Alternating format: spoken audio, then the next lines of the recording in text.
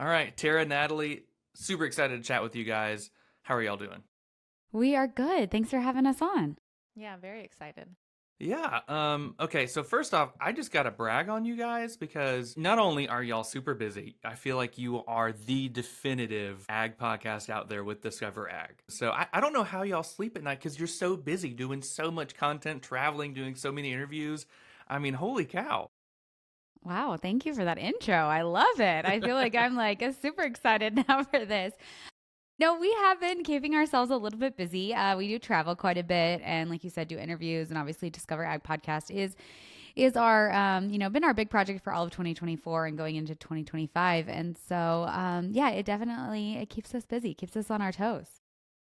I I think bet it what's that does. saying? If you love what you do for Oh, work, sorry, go you ahead. won't work a day in your life. That's Discover Ag.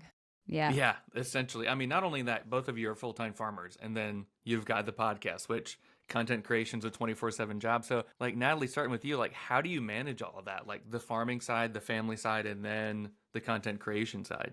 Yeah, I think we have seasons to life, and I've definitely ebbed and flowed through chaos into, seasons of more relaxation. My husband and I do ranch, so we have a cattle ranch here in central Nebraska, and I am one of those lucky employees that it's not required that I go on the ranch every single day, so I have the fluidity to say I'm busy elsewhere and join them if they need my help. And so I think that's a big one. You're giving me a lot of credit by calling me a full-time farmer. I am a fair weather rancher is what I like to call it. I'm much more of an assistance and help in the summer. But no, my husband, he really respects what Tara and I do with Discover Ag. And so he's really good about, giving me the freedom and the time to be able to focus on that with Tara. And we kind of we have set days that we work together, Mondays and Wednesdays. And then the other days I kind of balance between motherhood and, like you said, the ranch. That's awesome. Tara, how about you? You're a dairy farmer. You and your husband have one. How are you managing all this? Yeah, so it's funny. My job on the dairy has always been a little unique. I actually worked as an environmental consultant. So the dairy was one of my clients, and I had lots of different clients. And I actually stepped away from that a couple years ago to go more full time into Discover Ag, as well as deciding to take on homeschooling about a year and a half ago. So this is our second year into homeschooling. And at that time, I said goodbye to all of my clients except for one. My husband still will not get the hint to, maybe find a new Like I've consultant. done everything I could to get fired and he won't I fire me. just can't get fired. It's just weird. So no, similar to Natalie, it's very kind of you to say full-time dairy farmer for me as well. But it's still, when you're involved in agriculture, it's a part of your day-to-day life, no matter what your role in it is. And, similar to Natalie, I'm just so lucky that my husband sees like the value in what we do and being able to be a part of this podcast space and making, the time and space in my life for that to happen. It's funny because when we started Discover Ag, Natalie and I talked about how maybe we would like take summers off. We would maybe alternate weeks and like one of us would just be the host one week. And I don't think we've ever done that ever. Like we took off Christmas break this year and it was the first time since we started we did that. And it truly is just, it's just a part of our life. It's like what we love to do. And so we just wake up on Monday mornings and it's our podcast day. And so, I don't know. It's crazy how different both Natalie and I's careers and like trajectories have changed, but I can't imagine doing anything else. That's so cool. Okay, no, real quick. Also, homeschooling mom. Jeez, even more credentials to add to your resume. Yeah, I'm really, again, like I will say having a support system is like crucial. I feel like in, no matter what it is, but especially with parenthood. And so for me, actually, my mom homeschools on Mondays and Wednesdays. So Mondays and Wednesdays are Natalie and I's day. I'm also lucky enough to have a business partner that respects, that those are the 2 days. So sometimes our Mondays and Wednesdays are nuts, like starting early, getting done late so that I can have the freedom to have Tuesdays, Thursdays, and Fridays to homeschool full time. And so, it's crazy. Like, I'm sure people will look at anyone's life and think things are like crazy or like, how did they do it? And Natalie said, there's like seasons to life. And so this is just kind of the season we're in and making it work. That's cool. And kind of going back to the seasons thing, it's funny how you guys were talking about, we might have this season off and this not, but I feel like agriculture is one of those things that's going 24/7 where obviously different crops are getting harvested and then you've got beef ranching which is 24/7, 365. So it's like it's always going and I feel like you guys are keeping up with that really really well. And if we like let's talk about the podcast. So every podcast out there try to has like their main focus and you guys is so cool. Like it's pop culture meets agriculture. So Natalie, what was kind of the inspiration behind going that route with this podcast? Yeah, we stumbled our way into. I was wondering how you were Okay. going to answer that. I think every good idea comes, through action and weeding things out as at least for Tara and I, that's how we work. I always say we build our ship at sea. So we knew Mm, we wanted to do a podcast, actually for kind of a different business we had. So if you scroll all the way back to the very beginnings of Discover Ag, it will have a little bit different of a format. It was a lot more about helping rural entrepreneurs, people in the Western industry, agriculture industry share online. And so we had started podcasting for that reason to pair with that business. And then we quickly realized while we were passionate about that, that was not like our true mission, right? We had this mm, different ethos that actually brought us to social media in the very, very beginning, right? And that was really talking about agriculture, sharing about agriculture, and in kind of our way, like a Natalie and Tara way, which is like a little bit more different, a little bit unique, like this female millennial twist on it. And so, when we got into 3-4 months of podcasting, we realized that not only did we kind of feel called to talk about something else, different every single week, that's actually what our audience was craving from us too. We would get questions mm. all the time that were kind of like, what do you think about this? Or did you see this in the headlines or whatever? And so slowly it just kind of morphed. We actually did, to get into the weeds of it, there was a season again, where we actually did 2 episodes a week, and 1 episode a week was like focused on that like entrepreneur, social media kind of a business discussion. And then the second podcast that week was focused on kind of what we do now, which is like news and like what's going on in agriculture. And then again, through that season, we once again, if you listen to what people are telling you, it makes your job easier. And we just realized those were the days people wanted to listen to us. Those were the days that we were more excited to come podcast. And so then about a year into it, we ended up diving in. We rebranded, we renamed it Discover Ag. And we're like, this is what we want to talk about. We want to take agriculture, kind of this mainstream, as you said, like pop culture kind of current events feel, package agriculture in a way that people have never seen it before, right? And so immediately it worked. Like it just worked for Tara and I, and we just like basically haven't looked back since. Or how about you? Yeah, I think that it is crazy. Natalie said we stumbled into this. And I think another thing is, I don't know if we'd still be podcasting had we done any other format. I mean, I think that for this, both Natalie and I are the types that I feel like we're constantly looking for like something new and what's going on. And like our podcast is that. It's like we get to just like follow the news and see what's going on and see the exciting conversations that are happening online about agriculture through the lens, as you said, of that pop culture, twist on things. And so being able to do that, it just keeps it so exciting, so fresh, so interesting. It keeps it like up to date. It doesn't ever feel like it's needs to be like revamped or, because like every week is literally something new. And I think one of the coolest things is being in agriculture, we can get very much inside of like our own bubble within ag, like Natalie being in cattle rancher, me dairy.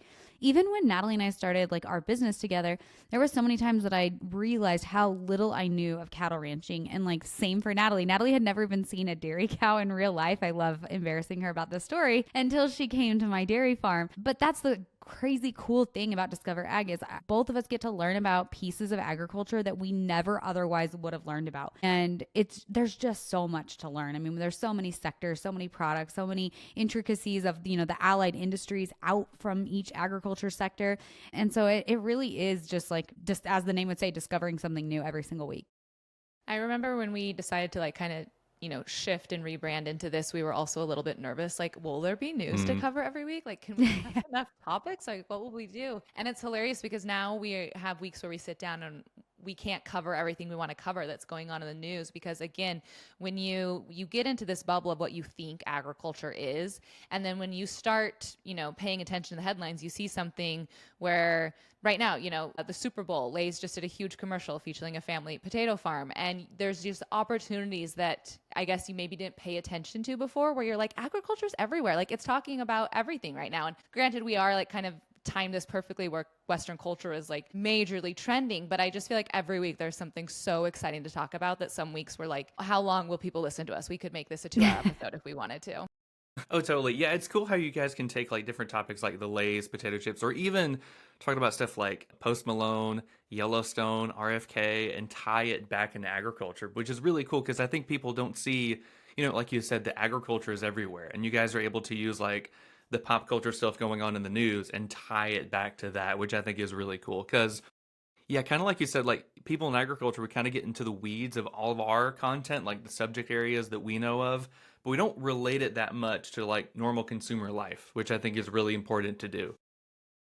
Yeah, and I would say the same for consumers. Like just as much as agriculture doesn't get past like farming and like sometimes misses that connection point to actually food and the end product, I think for consumers it's the opposite. They obviously see the food in their Mm. grocery store and then they never get past like, I'm looking at a package of Post Malone Oreos. They don't ever get past like that packaging phase of their food and to dive into like what actually happens behind the packaging. How does it get from farm to grocery store? How does it grow out in the fields? All of those different things. And so trying to, like you said, meld those two worlds, I think has been a unique challenge. It's funny, we've been on podcasts where they had no connection to agriculture and they actually called our podcast Discover AG because they didn't realize like AG was like, short for agriculture. And the first couple of times it happened, it was just such a like moment that it will stick with me forever that it was like, people don't even connect the word ag to food farming. There's just such a disconnect there. But at the same time, it does make it fun because it's like there is really cool things happening and cool products and cool food and all these things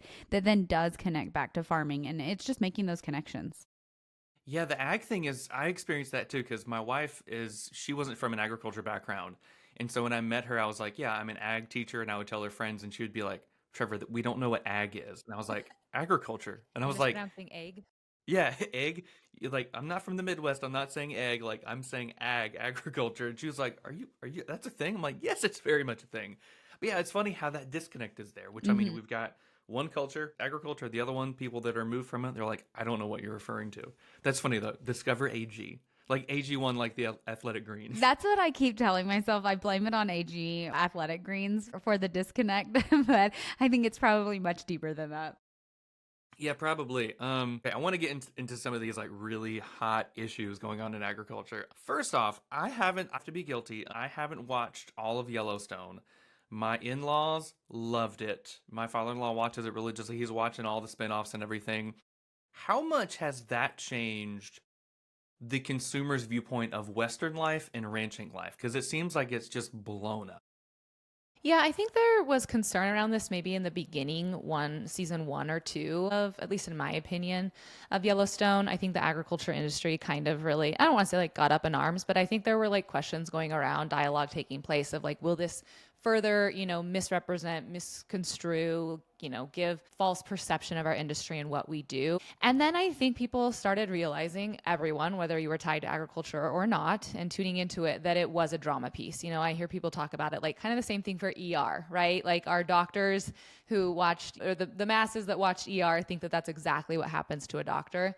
And so I do think as it went on more and more, especially as the plots, got a little bit more carried away, I think people were able to better understand like, oh, okay, this is a drama. This isn't like a total accurate representation of agriculture or farming and ranching. But I will say, at least in my personal opinion, for the most part, I have watched all the seasons. I went back, since this is the finale, we actually covered it on the podcast. So I went back and watched every single season just this past year. So up until then, I actually hadn't really kept like my finger on the pulse of it. But having rewatched it all, I will say that I do think it, like if you had a balance, the scale would weigh in the favor of like positive perception and connection to the industry. I think Taylor Sheridan has done a wonderful job of, creating this world where people could go view and feel connected to it, take interest in it, want to learn more about it. But then he's done other things. Like he brought it to, he's done a lot with cutting. He's very, very involved and I think very passionate, like just on a personal level with like the cutting horse industry. And so they've done really cool things like with like Bella Hadid, who is obviously very famous for obviously a subset of people that are like obsessed with, female culture, pop culture, I guess, modeling. But she's dating someone in the cutting industry. And so they kind of looped her in and they did some really great events that actually showed cutting, and they brought in the Yellowstone cast. And so I do think he's also created kind of this adjacent world that is like tangible and is like focused on Western sports. That's been really, really positive. So I have no qualms with them. I know there are things that happen on Yellowstone that is not what happens on my everyday day, on the ranch. But overall, you don't take anyone to the train station, Natalie, at your ranch? Overall, I wish we had a RIP to, do all the things we needed done. But overall, I think it would be interesting to know where the industry would be if Yellowstone hadn't taken place. And I don't think it would be as much of a focus and welcomed thing in the industry or in the world right now if it wasn't for Yellowstone. That's a really good point. Like, I wonder where it would be without that. Because, yeah, the first few seasons, I remember seeing some Facebook comments. They're like, this is not what happens on a ranch. But then later on, people were like, yeah, this is a drama. This is not really like one for one what happens. And even stuff, because I know Taylor Sheridan's his new show, Landman, which is about the oil industry. There's also been some comments about that. Like, there was one clip that went viral about him, like, with a monkey wrench trying to turn off something. And everybody was like, dude, his monkey wrench is the wrong way. Like, what is he doing? And then people are like, you realize this is Hollywood, right? No, that's such a good point because I remember, I mean, the same thing with Yellowstone. Like there was like, I think birthing, a calf being born and everyone in the ranching community and dairy even was like, that is not what happens, whatever. And it's funny because I just started Landman and I saw that same viral clip probably months ago. And it did kind of remind me like for us to not get too trapped in that when you're in the industry, because I'm watching Landman and very much enjoying it, very much realizing it's like a dramatization, but also it's making me more curious about like the oil and gas industry and like what goes on. And like Midland's only a couple hours from me. So I'm kind of like, gosh, I should know more about this. And it was like, again, a light bulb moment kind of like, this is Yellowstone for in the same way that Yellowstone is for agriculture, that it's like, yes, it's over dramatized. Yes, they miss things. But I think us within the industry miss the point. And the point is it connects people back to farming and ranching in a really cool way. And it makes it, we have people that want to, wear the fashions. I saw Ivanka Trump post about her brand new cowboy boots she got this weekend. Like it's like such a moment. And so if we're going to like pick apart every detail of like a calf birthing scene, we're just missing the bigger picture here. Yeah, and I feel like, I mean, again, like I know kind of Western life and really ranching life kind of impacted everything after this. I mean, now we've got Beyonce doing country albums, and I would say like it might be because of Yellowstone and kind of the cultural impact that it had. No, I completely agree. I mean, we're just seeing an entire, a phenomena that's going on. I mean, Natalie mentioned the cutting horse from, Taylor Sheridan, what he's done there. But like Bella Hadid was a part of a cutting horse event in New York City where they literally shut down the streets of New York City to host like a fashion show / cutting demonstration. And it's like, can you imagine like even 5 years ago thinking about shutting down the streets of New York to have a cutting show? Like it's pretty crazy where we're at. Oh, yeah, for real. And going off of that, shoot, what was I going to say? Going off of that, I don't know. We'll come back to that. But yeah, that's super cool. I like that. That's wild. The Yellowstone impact has been really cool. It's been felt everywhere. Natalie, do you have anything to add to that? No, I'm just here for it. I hope the ride continues, through 2025, 2026. Oh, yeah, for real. Yeah. Do you think, oh, yeah, this wasn't what I was going to talk about. Did y'all watch the Super Bowl yesterday? Mm-hmm. Yeah, bits and pieces. Present, yes. Bits and pieces. Did you see the Tubi commercial, which was kind of about Western life, where the kid was born? Yeah, he was born with a cowboy hat head, and then he was made fun of growing up, and other kids had like a wizard shaped hat or shaped head, like a wizard hat shaped head, and then others had like a pirate hat shaped head. And then eventually, as he got older, Western life came around and he was cool again. But it was really weird, but it was kind of cool. I was like, yeah, that's kind of like the Yellowstone impact. It was scarring a little bit, yes, seeing the fleshy head. But no, I've just noticed even watching, like there's a couple, Netflix series that are very much targeted, like a Hallmark women's, love story. And I've watched a couple of them. And even then, I feel like I just see Western culture inserted everywhere, like on one of them, I can think of that the bachelorette party was like a Western themed bachelorette party. And then at the wedding, they were doing like, line dancing, which, you're getting into like stereotypical, Western culture. But I just feel like everyone has noticed that you're seeing series, TVs, movies, like everyone is latching onto this and trying to bring some sort of Western culture into whatever they're creating. And at the end of the day, as Tara said, that's a win for our industry. Like that's something we should be embracing and applauding. For real. And I don't know if it came out around the same time as Yellowstone, but even Clarkson's Farm on Amazon is just such That's a Natalie's good show. favorite. It's great. I grew up watching him on Top Gear and then Grand Tour on Amazon and now with Clarkson's Farm. He just does a great job of showing you like all the loopholes, all the checks and balances they've got to go through. And I know like it's so much harder to farm over there, it seems like. I'm not saying like US farmers don't have a bad time because they do, but it's just so cool to see him showcase everything with his like Jeremy Clarkson brand of humor. Yeah, that's something we actually talk about on the podcast a lot is because there was like legislation and policy over there and like what, farmers are up against. And it is a different environment to farm in over there than it is here in the US. But yeah, it's funny that I think one of the most recent times we talked about him, there was actually farmer protest in, was it France the last time we talked about it, Tara? Was that the? Yeah, maybe France. One of I don't know. I feel like it's but- like every month there's a new farmer Yeah, protest in yeah. the EU. France, Ireland, they're all protesting over But there. it's been neat because Jeremy Clarkson, as you know, obviously has his show and he could stop there, but he doesn't. He is very involved in leading a lot of those protests. He's used his voice to bring awareness to it. You know, obviously, I think he's put money behind some of that too. And so it's been really cool, I think, to see that he embraced all of it and really became part of the farming community there. It was kind of going viral on X there for a while. Like, when he was doing a lot of the advocating and speaking, it was like, who knew that Jeremy Clarkson would have been like the most political, like influential person for farming in, 2020, whatever, 3 to 5 or whatever, which is kind of funny, right? We're having these people step up that we never would have thought before. And I think that's obviously really important and needed for the industry too. Oh yeah, I think his most recent protest in the UK, it was something about some inheritance tax, I think. And you look at Jeremy That's Clarkson, what it was. he's Yep. a millionaire, and so he probably doesn't really have to worry about this, but he's there supporting the other farmers that literally financially cannot support that new tax at all. So that was really cool to see him out there. Yeah, he became a really great advocate for that. He's done some things with like farmer mental health, which I think has been really important. And I think that for me, I'm like, I don't know if there would be a Clarkson farm in the way there is without the Yellowstone. Again, like not going back to that, but that was the drama. And then people were more curious. And then I love that Clarkson Farms is the more like realistic, like what are the genuine struggles? How does it actually look to farm? Like, I love how well they've done that. Like Natalie and I have talked about that on the podcast a few times is like, you really, the way he sets it up, the way the writers set it up for that show, I don't know what the back end looks like, but they really do highlight, the struggles and what you face while also making like really, really great television. Like you want to be, a part of their farm. You want to see, the end result, see them succeed, see where, he takes his games kind of with his head guy, like, their different bets and things they have going on. And yet at the end of the day, you leave like learning so much about agriculture. Yeah, That's a really good point. What was that, Natalie? We want Lisa on the podcast. It'd be so fun to be on the podcast. That would be really cool. I've emailed Caleb trying to have him on the podcast, but I think if I had him on, I'd have to have a button to bleep out all of his F-bombs because he's always doing it 24/7. But yeah, no, they would be really good guests. That's so fun. Yeah, and that's a good point, Tara. About how it came out about, what was it? About Yellowstone, and then people were curious about it, and then Clarkson's Farm came up where they could literally see like what's true and what's not, and see kind of like the, what all's out there. I guess I had her on a few weeks ago.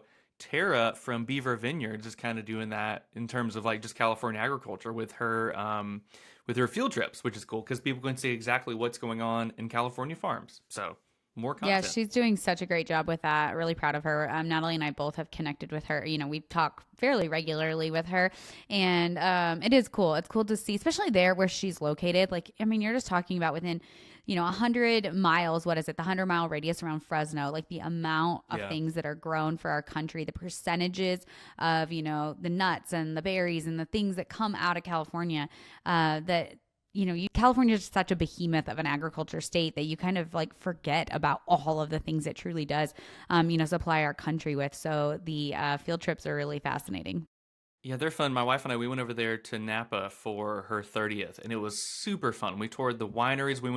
We stayed in Sonoma, and then we went to Napa for a day, which Sonoma's like 30 minutes from Napa. And it was so cool just to see how many vineyards are there, to learn about the history of vineyards. And yeah, California is massive. And of course, like the more northeast you go, you've got ranches, you've got cows, you've got so much stuff. And a lot of people think it's kind of like here in Florida. You think about Florida, you think about the beaches, but we've got a lot of farms, a lot of tree farms, ranches. But California is more than just LA and San Francisco and Death Valley. There's so much agricultural land there. Yeah, I agree. It is funny when you have, when we cover California, it can be challenging because it does have so many other big industries that a lot of times, their agriculture sectors get like overlooked. Agriculture is obviously a huge part of that state, but it's hard to compete with the entertainment industry and, the travel industry there in California.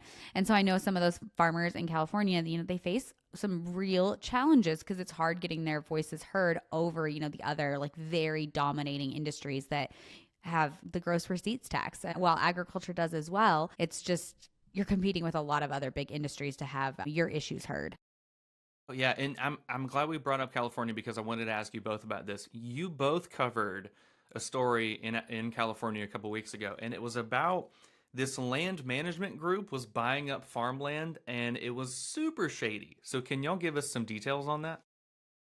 Yeah, so there's been a couple different shady things happening in California. one? No, I'm kind of like, wait, which one are you talking about? Which Because one? there's two that I can think of. But yeah, we have covered two. With the water rights, we covered the Wonderful Company, which the Wonderful Company, if you don't know, like it has the pistachios, it has Mm, pomegranates, has all those kind of things. And they have a big control over the water rights, water supply in California that a lot of people don't realize. And so that was a really interesting one to cover. And then the one I think that you're talking about is Point Reyes, where there is like 10 dairy farms and ranches that are being bought out by environmentalist groups mhm. because they want to turn it back to like conservation land.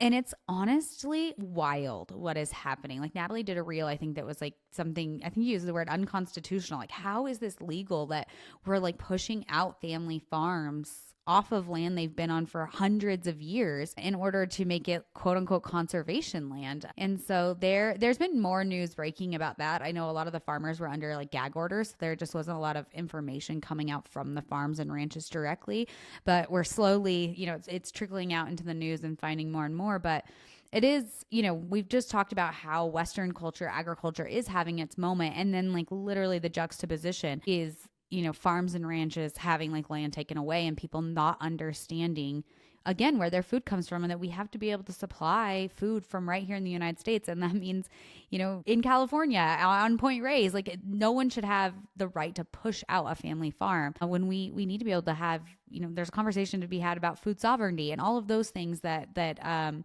implications of pushing out, I think, our family farms. Yeah, I feel like there's been a trend of people learning more and more about the issues in agriculture because I saw a bunch of posts last year about foreign countries owning farmland in the US. And it's countries like Canada, China, which Canada owns the most. And I think most of theirs is in forestry land. But yeah, it's like China, Russia, India. And so this whole thing is like, shouldn't we? And it's not that they own it, it's that, like, example, China will grow alfalfa in these farmlands using our resources and then ship it back to China. So it's like kind of, I mean, that's just one issue. And I know like the overall stats are that we're creating more food with less resources because we have less land and less farmers. So, Natalie, what do you think we could do to help farmers with all this really regulatory and government issues going on? Yeah, I get the hard question. Thanks, Trevor. No I was pressure just at thinking, I was all. like, man, I got the hard question last time. I'm glad she's getting this one. No, I do think it is, I don't want to say trending. I mean, that's an easy way to put it, but it is something Tara and I have covered on the podcast a lot. It's been in the headlines a lot, whether that's in like traditional media, Washington Post writing about it, or, an influencer putting it on Instagram or TikTok and talking about, as you alluded to, China owning farmland. That is a big one we've seen over and over again. And Bill Gates owning farmland is a big one we see over and over again this past year that we've covered on the podcast too. And I do think it is interesting. I think it'll be, I know I don't have the answer of what we could do to kind of maintain some of U.S. farm ownership and, maybe prevent some of this, national ownership. But I do think it is being talked about in a way that hasn't historically, at least again, in my lifetime that I've been paying attention to the headlines in agriculture about this kind of ownership. So it'll be interesting to see if you get, we just got a whole bunch of new people into position with the change with the election this year. And so it'll be interesting to see like what people choose to, is this something they choose to focus on addressing, local, state levels of what people think about this, what farmers and ranchers think about this, and what we could do to kind of protect it if we need to. Yeah. Okay. I really wanted to talk about RFK and everybody else and the whole make America healthy again. I feel like regardless of political ideology, I'm just really glad that agriculture and health have kind of been pushed forward this election cycle. So Tara, what do you think about that whole RFK, make America healthy again? What do you think about all that? Yeah, so for me, it's kind of a mixed bag.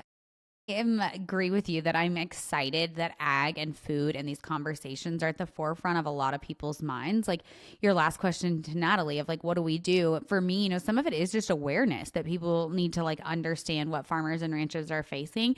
And so, here we have this movement that is absolutely like, it's mainstream, it's grassroots, it's on social media, it's in traditional media, like it's everywhere.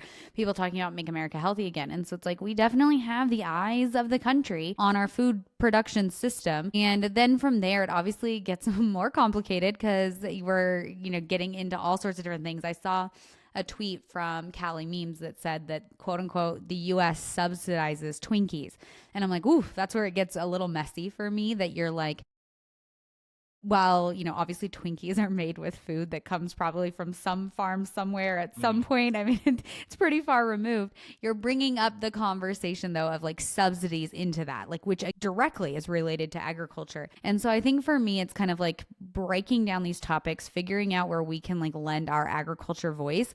I think it's important for us to not go in like defensively, but instead being really excited to join the conversations, I think is important, because I think if anything, this has made us realize people do want to know where their food comes from. They want to know what's in their food, but there is definitely a disconnect and a lack of information. And so when they have, social media influencers telling them about where their food comes from, there ends up being a lot of misinformation, a lot of fear mongering, there's this gap. And if there's a gap, it gets kind of filled with whatever, right? And so I think in agriculture within the industry, this is our opportunity to like step up, rise to the occasion, and be like, let's have these conversations. Let's dissect, our food system. What is working? What is not working? A thing Natalie and I always say on the podcast is we got to where we got for a reason. This didn't just like, we didn't wake up one day and just boom, this is the food supply system we got. We voted with our dollars. We, picked and choose different things at the grocery store. Farmers experience different hardships. And so all of those things have shaped where we're at. And so it's just not going to be as simple as like one day waking up and saying, well, that's it. There's no food dyes, no pesticides, no quote unquote chemicals, and then instead, like, it's like, let's peel back these layers and see what we can do and how we can improve things. Natalie, what do you think about all of it?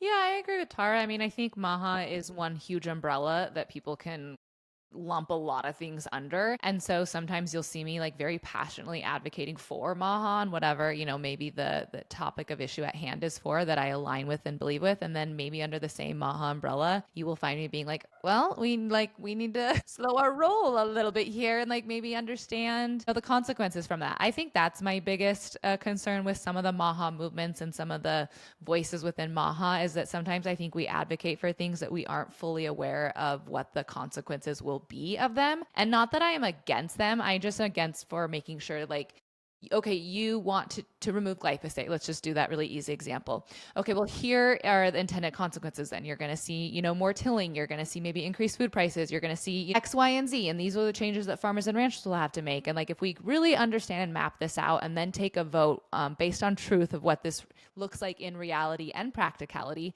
and we're all for this, then great. But like, I am against like forced, like policy or positions or anything like that, without fully understanding like what the consequence would be, not just for the consumer, but also for the farmer and rancher too.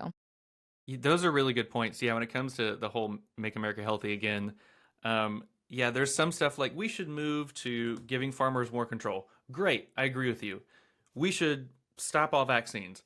I don't know about that. Calm down. So yeah, it's like it's sometimes one extreme or the other. Like for example, I know one thing that RFK and a bunch of other people like, they're really big fans of regenerative agriculture. And they're like, we need to convert to regenerative agriculture, which is great. I really appreciate their stance on that. But at the same time, it's like, let's see what that process would be like if everyone could go to regenerative agriculture. Let's be realistic here. And so, yeah, I think like having discussions is really good. And I'm glad for the most part that, farming and food production is kind of at the forefront. I'm really glad we're finally having these discussions. But also, yes, I agree with you. There are so many quote unquote social media health influencers that are like, oh, hey, this potato has glyphosate on it. No, it doesn't. Like there's just so much misinformation out there because of all this, where you've really got to be careful like where you're getting your information from. And also like, it's okay to be part of a movement and not agree with everything.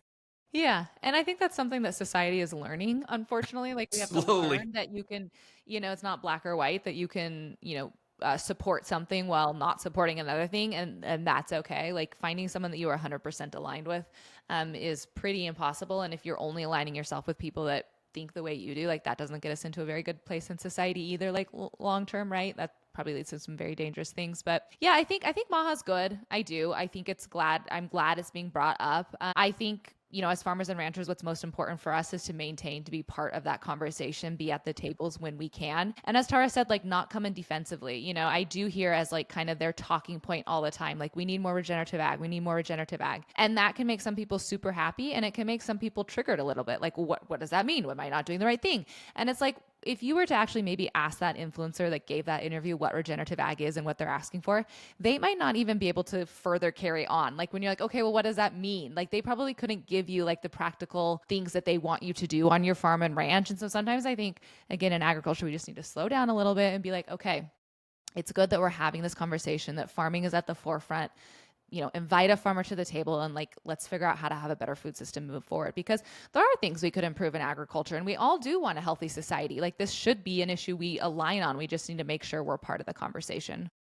So, question for both of you, kind of going off of that, how do you think farmers could best be part of that conversation? Like being super active on social media, starting their own podcast, starting their own channel or something like that? How do you think farmers could be a more active part in that conversation? This is such a good question. Something Natalie and I have been talking a lot about, because I think for the last decade plus, we have every conference we've gone to, every, summit we've attended as farmers and ranchers, we've probably heard like, tell your story, go tell your story. And as two people whose full-time job is sharing and creating content, I just don't always know that there's like practicality behind every farmer and rancher, like sharing their story and having a social media following. And so I think this is where, we do have systems in place where we have, trade organizations and marketing efforts, whether it's like Checkoff and other things. And I know those have their issues. Yeah, so I won't even get into all of that. But I do think there is avenues and ways that we can speak as like one voice without every farmer and rancher having to dedicate, 20 hours a week to creating a social media channel. And so I think there's a happy medium. I mean, I say that while also like, if there's a farmer or rancher who wants to share on social media, I think they should. Like it's such an incredible tool. Social media is to reach, thousands, hundreds of thousands, millions of people every single day of the week.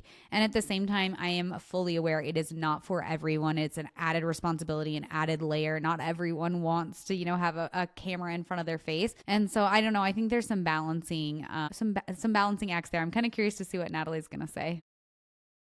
I don't know if I have anything to say. No, I think it's interesting. I think a lot about, so RFK Jr., we covered it on the podcast, but he put together a Senate hearing. It was like, they called it a roundtable, and it was like a 4-hour discussion. And basically RFK Jr., Callie Means, and then a certain senator whose name I am lacking kind of created this group. And it was like 12 to 15 people that they picked to come speak before Senate and advocate kind of on the MAHA movement and different kind of bullet points beneath it. And what I thought was interesting when Tara and I talked about it on the podcast is that every single person they invited did have a social platform. They were like a personality, and they weren't necessarily like maybe a credentialed expert in some of the areas they were speaking on, which, on one side of the coin, I don't necessarily believe that to advocate for a better food system, you have had to, go to get a college and get an education on that to be able to speak on behalf of that. But on another hand, I was like, it's interesting that like the dietitians weren't there. It's interesting that a farmer wasn't there. They really did just kind of pick influencers that made some of the talking points their platform. And so it's an interesting question to pose. Like, if we want to be involved with this, how loud do we need to be? How big of a presence do you have to be? Like, how do you get your foot in the door? I think they're all, I think it's something to think about, that for the industry, that we could come at it from different ways. Maybe it does need to be a loud online presence, and maybe there is a way for an organization to be able to advocate and get, a representative in the door to carry our voice. It might have to be a sneak attack from all angles. I don't know.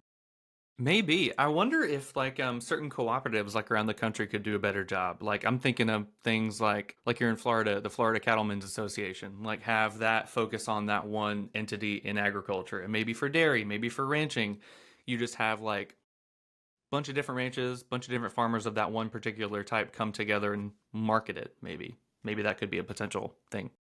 Yeah, we talk about it on the podcast a lot, not like in one specific article, but I feel like this just gets brought up all the time, is that this is, I feel like, one of the downfalls and the things we're up against as an agriculture industry is that we are, to the outside eye, to the consumer and everyone else who isn't, part of the 2%, they think of us as one, right? They're like, oh, you farm and ranch.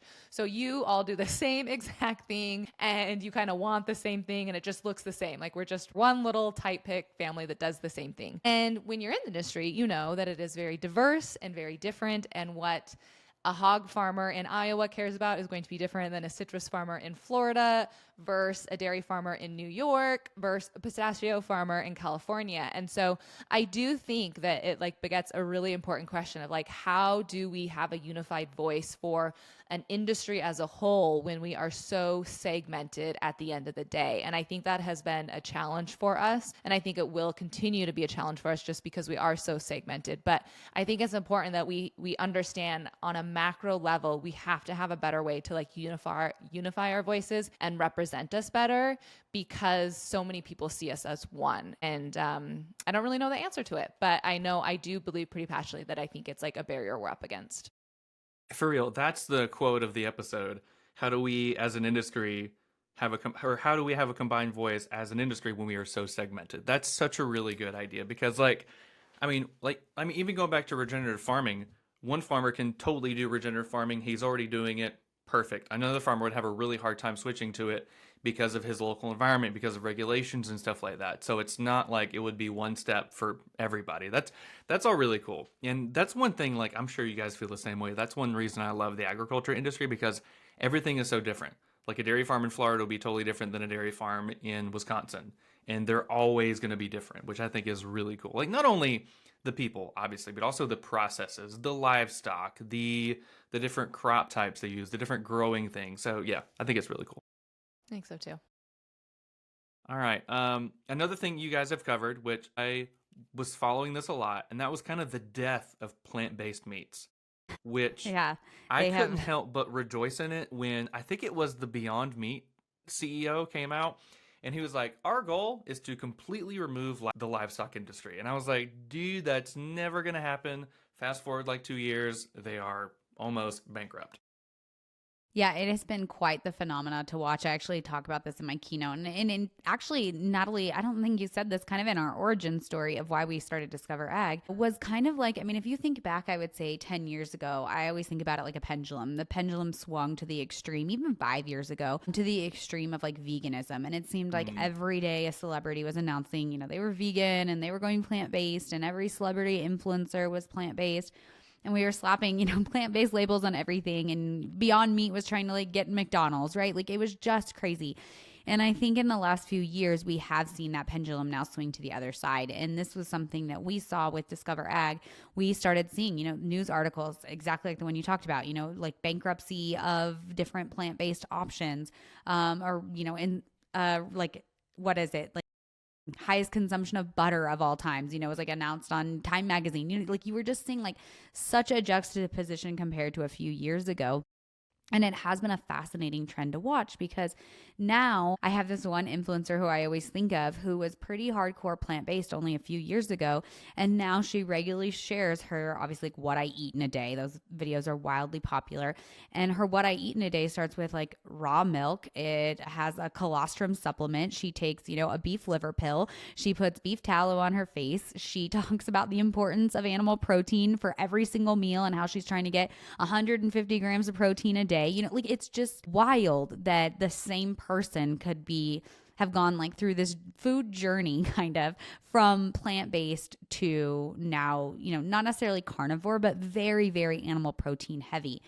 And I really think it speaks to kind of where we're at in that very, especially millennial female culture of things, of seeing this shift in these women that were just so hardcore plant-based and now not. And I think you're seeing it follow through in the marketplace with these different big companies, as you mentioned, that they're just really struggling to find who their audience is, who wants to buy them. When so much of our world, Make America Healthy Again, talking on that, we're looking for short ingredient lists. We're looking for wholesome food. We're looking for nutrient dense food. And that's just not what these quote unquote ultra processed plant-based foods are. And so I think we're going to see more and more of things moving away from, those ultra processed plant-based options. Natalie, as a rancher, I'm sure the rise in beef tallow could be game changing for ranchers around the country, right? Yeah, I've been wanting to look into that to see how much we utilize of beef tallow, like where it goes to. I mean, I have a Mhm. hard time believing that Cargill, as money hungry as, the big four are, that they just dump tallow, right? Like, I'm sure they're shipping it somewhere for something. I did read, I think pet food uses a lot of tallow. But yeah, I think it is something I say over and over again. I've talked about this on my X channel a few different times, that this is a trend that the beef industry should be paying attention to and seeing how we can leverage it for best for the industry, whether that is, getting places to cook in it, whether that is helping, bolster it when it comes to like the healthcare and beauty industry. Yeah, I think opportunities like this don't come often, and I think it absolutely could make a difference. I also think it's been really cool for direct to consumer farmers that they now have another thing they can sell. Like, I have a lot of friends that are doing direct to consumer beef. I used to do direct to consumer beef, and at that time it was like people just kind of wanted to buy steaks from you at the very beginning, right? Even getting them to buy other cuts was a challenge. Like, they wanted those like very safe things that they could order. And now you're getting people that are like wanting to, get all sorts, render their fat too. Like, you're being able to sell more of the animal, and you're able to sell it in other ways too, right? So now you're having a lot of direct to consumer ranchers that can now do a tallow candle. I have a friend who does that, or they can sell the tallow as the skincare. And so it's added like an extra income stream essentially for the direct to consumer farmers, which I think is obviously really important when we always have such like tight margins. I will say, I think that if there's one place, like talking about these trade organizations, our industry groups that we were having conversations about a minute ago, could come in, it is having conversations with, say, like the McDonald's of the world. Like, what does it take for you guys to have McDonald's start frying your fries and beef tallow again? Like, to me, that's the perfect place for some of our like bigger industry, like, to come together and start creating these dialogues with those companies, whether it's a fast food chain or whether it's, like a skincare brand that's big, and being a voice on like a larger scale for us, because I think that is what is needed to, like, we're seeing like the needle is moving in this direction, but how do we help propel it forward and really create a stronger supply chain in these kind of, like Natalie said, like these nose to tail of making sure we're using the whole animal and then increasing the value of it. Like, looking at the colostrum supplement market, as colostrum, we would sell it, but it wasn't like a premium product. Now we're turning it into a supplement that is a premium product. And you see these channels that are opening up for farmers to sell colostrum at such a higher rate than they did in the past. And so again, I mean, I think it's so similar to the conversation with beef tallow. And so getting that like in those mainstream conversations, I think is going to be crucial.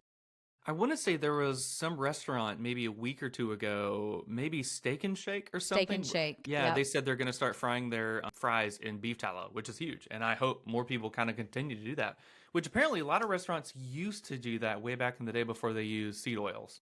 Yep, that's correct. Also, I didn't realize Buffalo Wild Wings still fries their wings in beef tallow. I had no idea. I've not been to a Buffalo Wild Wings in years, but I kind of want to go and like ask about it or see if it's on the menu or like find out more about it. But that is something I saw on social media, and I kind of want to like see if it's true or not. But I'm like, that's kind of fascinating that like a Buffalo Wild Wings would be not using seed oil and instead be using tallow. Yeah, I did not know that they use it. That's really cool. We have one here in Panama City. I might have to go try one. This, to get in the weeds a little bit, this is a question for you both. Like, how much of an extra step is it to sell the tallow and also sell the colostrum? Because you're both making it on your farm. So like, how much of an extra step and an extra process would it be for like the typical rancher or dairy farmer to make those extra products? I can start with colostrum, or do you want to now? I saw you. Okay. I'll start with the colostrum because obviously that comes directly from the farm. And so we were already collecting it and into separate containers and selling it through different avenues. A lot of times like calf ranches and things that wanted to be able to have our excess colostrum. And now obviously the excess is being bought for these different like supplements. I would say one of the challenges for us has been figuring out the processing capacity. Something goes viral on TikTok and it doesn't mean that they can suddenly, up their supply when we have to create those lines within the plants. And so I think that's been a big challenge in the colostrum world is okay, farmers have this. How do we collect it? How do we get it to a processing plant? And how do we make sure they have, the right type of line that can then turn it into the product that consumers want? And so there are some challenges, but I think up front, a lot of that is more on the processing side than on the farmer side. And so if the demand's there, I mean, the farmers definitely have access to the colostrum to be able to get it out to people. Yeah, it's going to be a little bit different for the rancher just because, I mean, Tara, majority of you guys are like co-ops, right? A majority of. Yeah, dairy farms, most dairy farms. I mean, there's independents, but typically you're a part of a co-op and then your co-op markets your milk to bottling plants or processing plants. I mean, we're obviously not like a co-op with Cargill, right? So they're buying it from the feedlot. I mean, I think that's one thing that's interesting about beef industry that a lot of people aren't like privy to or understand is that like ownership of the animal changes so many different times, right? So the rancher, we maintain it up until a point when the feedlot or the backgrounding actually usually buys it, and then the feedlot buys it, and then Cargill, the processors buy it. And so for, I don't know, we would essentially be getting paid. Like if this became a thing and Cargill was like, oh, okay, now we can sell, tallow to Estee Lauder or someone. Essentially, I would just imagine that the farmer or the rancher would hopefully just be getting paid, when we sell that animal each time for that. But I really don't know how that would work. So I guess what I could speak to best would be like, again, that direct to consumer route where the rancher would be owning the animal and selling it directly to the consumer. And for the most part, the friends that I have do it, I think it's pretty fairly easily. It's just a conversation between who the butcher they're using to process it. That's like, hey, I want to get the fat back. And then the rendering process is actually pretty easy too. I've personally done it. I don't know what the rendering policy is, or not policy, but I guess policy around like selling, like if you have to be in a sterile kitchen or like what that looks like. And that's probably a challenge for the rancher to like figure out like, okay, what do I have to do to make sure that I am like legally okay to like make this tallow? That's always feel like a big barrier for just general direct consumer is like figuring out how to make it happen. And then if there is certain things that you have to, protocols you have to abide by, that would be it. But I think for the most part, it is like a pretty simple process because I have a lot of friends who are doing direct to consumer that have now added tallow as an offering. That's cool. I mean, and then even going off of, I wondered if it would be any different if you're using tallow for like a skin cream, because that's obviously for external use. And so I was wondering if it would be a little bit, like maybe a little bit easier to process and sell because you're not going to consume that one product. Yeah. And I guess I can't speak to it, but the rendering is a pretty simple process, like once you have the fat in your hand. So. That's awesome. Yeah, I've seen so many different stuff. Like there's even like bacon up, which is rendered bacon fat. And I think even stuff like that has gained super, like anytime I see a video online where they're cooking on like a Blackstone, 9 times out of 10, they're using bacon up, which is cool. And I think this is so cool. Like just how we've got different products out there that have been around, but they're kind of getting their moment in the limelight, which is really neat. It's funny because I grew up in a house where my mom did that. She saved like the bacon grease and it was a little tub next to the stove, and that's what she would use to then like recook again. And so I'm like, this is part of like, part of me is like, okay, we are circling back to around some of the things that like our ancestral diets or like ancestral living that I think is good. But on the same token, I am not a belief of like the future of the food system is in the past. Like it's reimagining and creating a new future. But I do think it's cool to see some of those nods where we're like, yeah, our grandparents did have it right. Like we probably didn't need to stray and make margarine, like it was best to just use butter and animal fats. And so I do think like seeing this circle back in some areas is like really cool. Yeah, that's a really good point. It's funny seeing it. Like I feel like when I was a kid, my parents were like, "Oh, we don't need to eat butter. Butter is bad for you." And we had that huge olive oil movement. Can't believe now it's we're going not back to butter. Yep. Oh yeah, like our grandparents and our great grandparents had it down. It's not butter tub.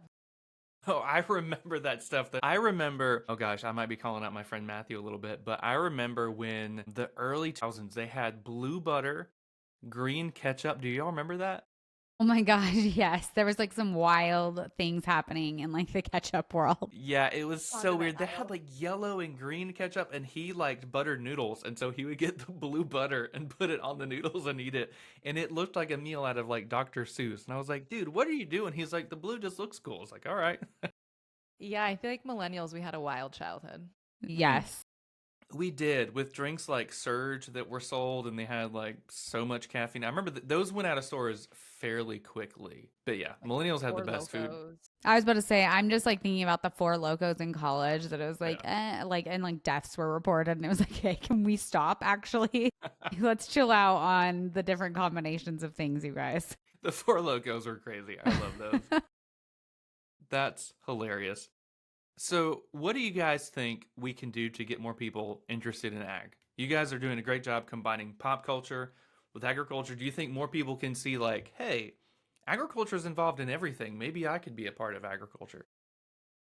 Yeah, I think for me, we have to meet consumers where they're at. And I think there's been some really cool collaborations where we've been seeing that happen. I'll speak to dairy, but I feel like we've seen this year some really cool celebrities that have, jumped on like some Got Milk campaigns and different things and bringing those consumers, like the younger consumers, the Gen Z, the Gen Alphas, making them see agricultural products in like a cool new light. I think that we have to kind of going to Natalie's point earlier, like come up with new and creative ideas of being able to like connect with them. I think that when they see how, when you watch like a Clarkson farm and you see how cool agriculture can be, it does get people excited about it. They do want to know more about it, but like, again, finding them where they're at, like they're not going to necessarily be in like the traditional routes, like traditional media or, print news that I feel like that we have previously worked for us. I think agriculture is going to have to get more creative and continue to innovate on how to reach those different consumers. Natalie, what do you think?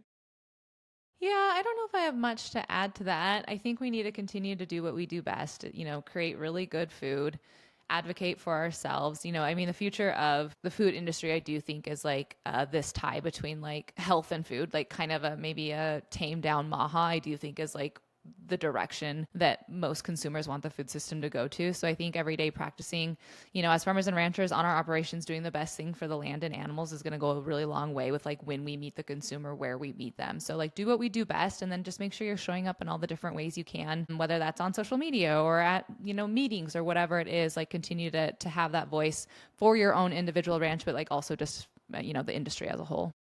I like it. I like it. So, you two are obviously busy.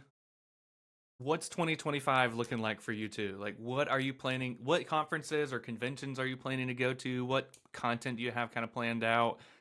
What's 2025 going to look like?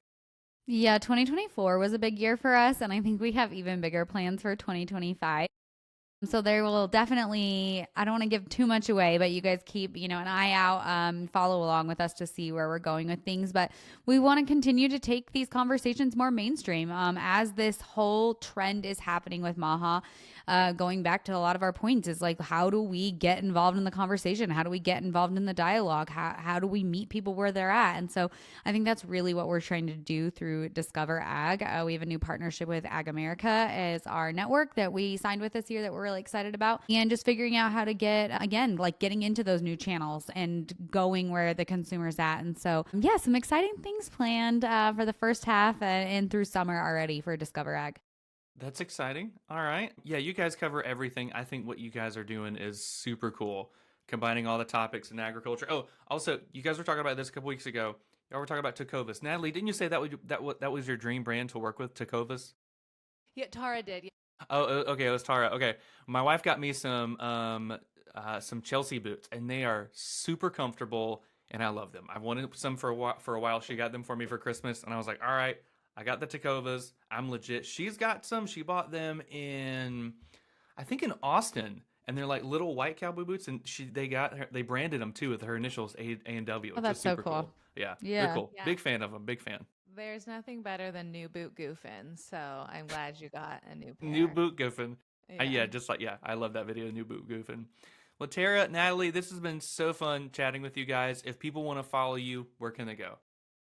Yeah, so if you are listening to this, you're obviously a podcast person. So we hope you will hop over to Discover Ag Podcast and give some of our episodes a listen. And then you can obviously find us on all of the social media channels. We share a lot through Discover Ag Podcast on Instagram as well as TikTok. And then we also have our personal channels as well that you can keep track of us. So we hope you will find us over on, the podcast platform and then over on Instagram. We're on YouTube too. And YouTube. We are on YouTube. Thank you, Natalie.